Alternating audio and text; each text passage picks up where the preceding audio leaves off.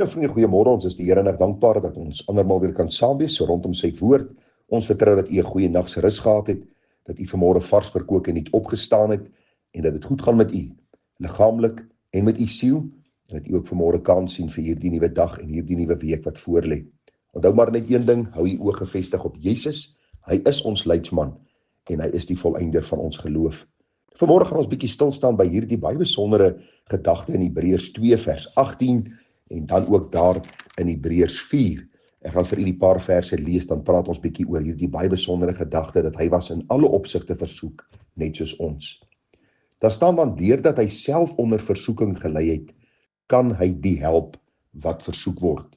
'n Baie sterk aankondiging wat die Hebreërs skrywer maak, as hy vir ons sê, want deurdat Jesus self onder versoeking gelei het, kan hy die help wat versoek word.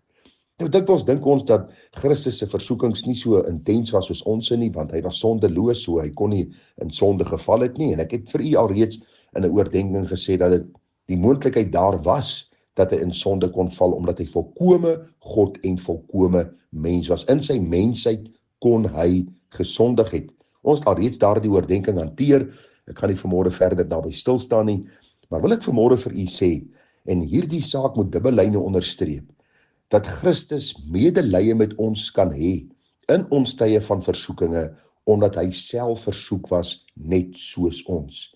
U onthou die gebeurtenis in die vertelling daar in Matteus, die 4de hoofstuk. In Matteus 4 skryf Matteus oor die versoeking van ons Here Jesus Christus. Die Bybel sê dat hy na 40 dae en 40 nagte honger geword het. En die Bybel sê vir ons baie duidelik, en die versoeker, dis die duiwel, het na Jesus gekom en gesê, as u die seun van God is, sê dat hierdie klippe brood word. In die eerste plek bevraagteken die duiwel Jesus se godheid, is jy seun van God? As jy dan seun van God is, bewys jouself. Moenie kom en vir almal sê jy seun van God en jy kan nie eers hierdie eenvoudige klippe in brode verander nie. Jy sien, hy daag eerste plek Jesus se godheid uit, en dan in die tweede plek die versoeking dat Jesus aan sy vleeslike begeerte moet toegee. Sê dat hierdie klippe brode moet word. Maar Jesus antwoord hom, daar is geskrywe, die mens sal nie van brood alleen lewe nie, maar van elke woord wat deur die mond van God uitgaan. Hierdie versoeking van Jesus, vriende, was 'n werklike versoeking. Hy was honger, hy was mens, en elke honger mens wil graag eet. En hier kom die versoeker daag hom uit oor sy identiteit en dan verder om sy vlees te bevredig, om dan hierdie klippe in brode te verander. Hierdie versoeking was net so intens soos u en ek dit sou beleef het. Alhoewel u en ek mens is, eenvoudig, sondig is, het u en ek nodig om te sien dat Jesus in hierdie tyd van swakheid hom absoluut beroep het op God se woord. Daar staan geskrywe, jy sal nie van brood alleen lewe nie, maar van elke woord wat uit die mond van God gaan. Ons ken die versoeking toe die duiwel hom gevat het na die heilige stad en op die dak laat staan het en vir hom gesê het, as u die seun van God is, werp u self af. En dan, daar is geskrywe, nou gebruik die duiwel die woord op 'n verkeerde manier.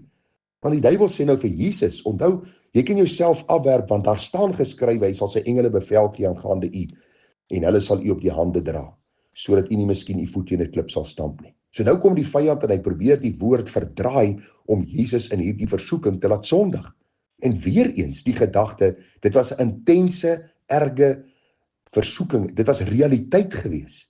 En daarom, vriende, sê die Bybel vir ons baie duidelik, want deurdat hy self onder versoeking gelei het, kan hy ons help wat versoek word. U moet tog nie dink wanneer u in versoekinge verval dat Christus nie regtig weet wat aangaan en dat hy jou nie regtig kan help nie en hy weet nie waardeur jy nou gaan en die stryd waardeur jy nou gaan nie. Nee, die Bybel is baie duidelik daaroor dat Christus op presies dieselfde manier, die intensiteit daarvan was, ek dink nog meer by Christus as by ons, maar dat hy ons met medelee kan hanteer en vir ons deur die versoeking kan dra, omdat hy self deur die versoeking gegaan het.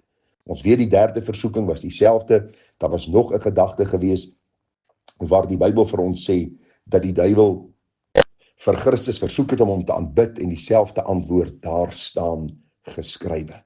So baie belangrik dat ons dit sal sien. Nou lees ons in Hebreërs 4, hoor hoe pragtig staan dit geskryf in Hebreërs 4, terwyl ons dan 'n groot hoëpriester het, wat deur die hemele deurgegaan het, naamlik Jesus, die Seun van God, laat ons die belydenis vashou. Want ons het nie 'n hoëpriester wat nie met ons swakhede medelee kan hê nie, maar een wat in alle opsigte versoek is net soos ons, maar sonder sonde. Vers 16, laat ons dan met vrymoedigheid na die troon van genade gaan, sodat ons barmhartigheid kan verkry en genade vind om op die regte tyd gehelp te word. Nou vriende, in die Ou Testament het die hoëpriester 'n borstas gedra en 'n skouerkleed, en daarop was die name van die 12 stamme van Israel. En hierdie beeld wat die Hebreërskrywer gebruik is so van toepassing op my en jou. Wat die Hebreërskrywer vir ons wil sê, is dat hierdie Christus ons ewige hoëpriester geword het. Hy is die een wat nou voor die Vader verskyn om vir ons te bid. En ag vriende, hoor wat sê die Bybel. Hy kan vir ons in besonder bid, omdat hy in elke opsig versoek was net soos ons, maar hy het staande gebly. Hy het staande gebly. En daarom kan ek met vrymoedigheid na die troon van genade gaan. En vir die Here sê, Here, U weet, hierdie versoeking wat aan my kant toe kom is vel.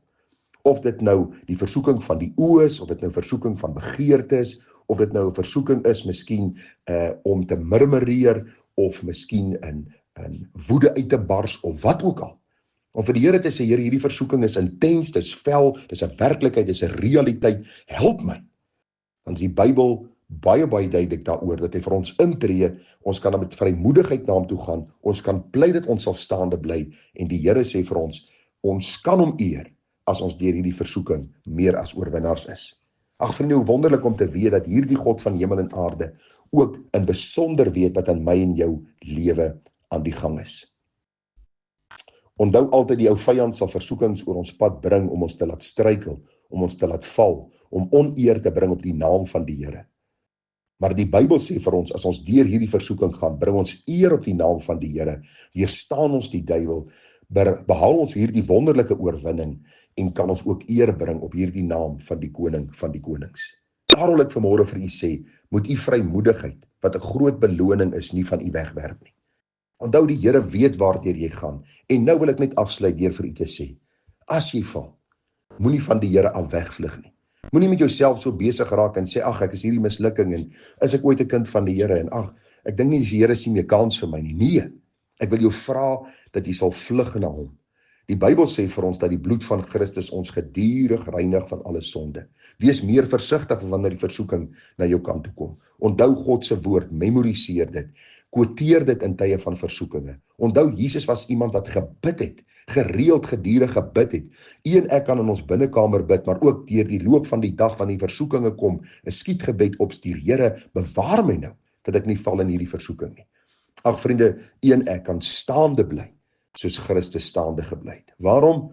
Omdat sy krag in ons werk, om te wil sowel as om te werk na sy welbehae. Die enigste rede hoekom ons sondig, wanneer versoekings na ons kant toe kom, is omdat ons die begeertes van die vlees kies, bo hierdie toewyding aan God.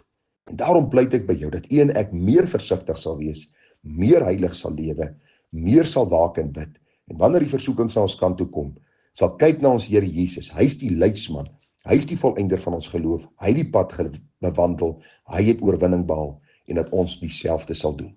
Ons bid dat die Here vir ons wysheid sal gee, insig sal gee, genade sal gee, en dat wanneer ons weer in versoeking kom, dat ons nie sal dink ons is alleen nie, dat ons nie sal dink ons is aan ons eie lot oorgelaat nie, maar dat ons sal weet, in Christus kan ons, en sal ons, deur sy krag, die oorwinning behaal. Vriende, groete vir u, seën, mooi dag verder, tada.